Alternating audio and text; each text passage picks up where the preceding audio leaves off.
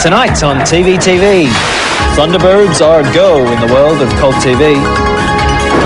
Eat My Shorts, comedy with a twist. 4, 3, 2, 1. Thunderbirds are go. Gerry Anderson coined the phrase Supermarionation when he merged the world of puppetry with science fiction television. Perhaps Super's overdoing it a little. After all, the characters in his most memorable series, the Thunderbirds, were only 22 inches high. But don't underestimate the power of the puppet. As children, we weren't fooled into thinking the Tracy family, who ran the secret organisation International Rescue, were actually human. The jerky movements, transfixed facial expressions and flawless sheen were a bit of a giveaway. But they all had a certain allure. This was captured by International Rescue's glamorous London-based agent, Lady Penelope, whose lifestyle was akin to a female James Bond. The lady said don't move.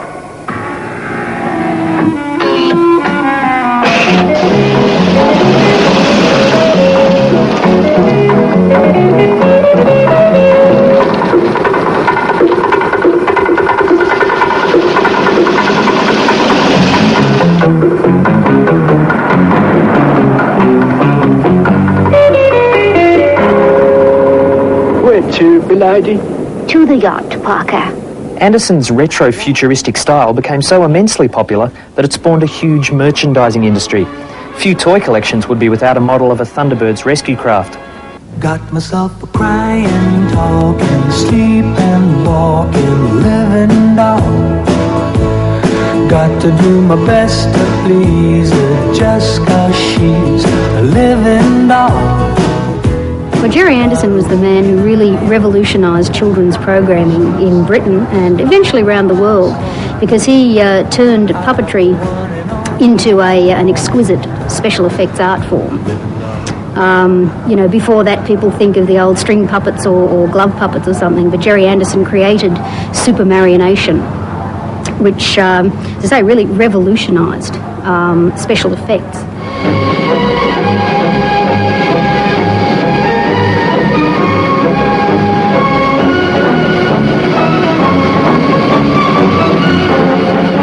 Thunderbirds was successful because it plugged in to the swinging 60s. You know, there's so much of Lady Penelope's clothes and that reflect the swinging 60s Carnaby Street sort of lifestyle that everybody aspired to in Britain. But more than that, Thunderbirds represented a lot of good, solid values. It said things like, it is good to help people, which is ultimately what International Rescue is all about.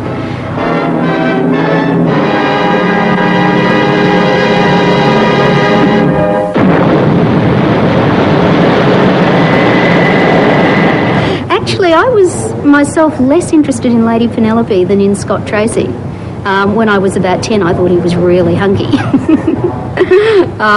Although, of course, then I switched on to Captain Scarlet because I thought he was even more macho.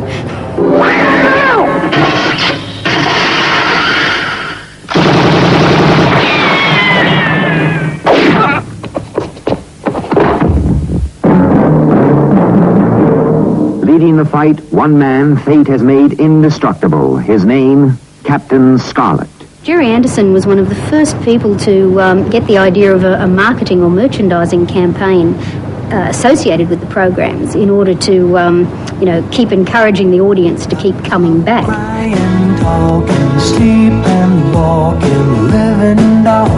The Thunderbirds revival has generated some unusual forms of Andersonalia.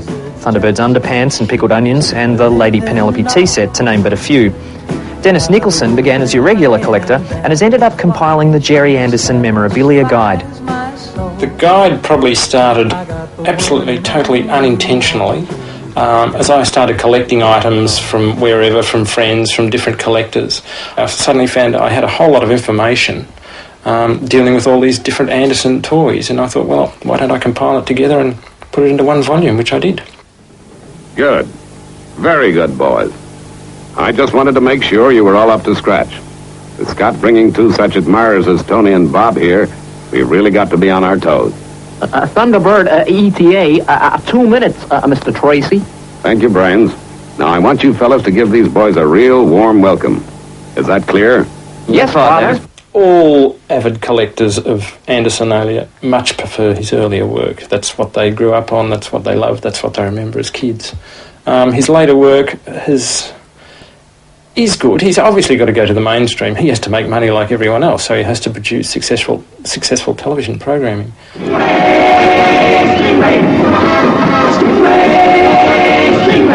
I've met Gerry Anderson several times, just because of the luck of being in England at the right time and stuff. Gerry is a gentle giant. He's a person that never wanted to make puppet films, used to hate them, but that's what got him into the industry originally, and it just kept going along like that. The residual static is really heavy. I'd sure like to get an idea of the problem. I can use the radio camera. I'll send you a few shots as soon as I can. FAB. You really want to know what FAB stands for? It doesn't stand for anything, and this is straight from the Gerry Anderson mouth. It's short for fabulous. A very hip word in the 60s was fab, FAB.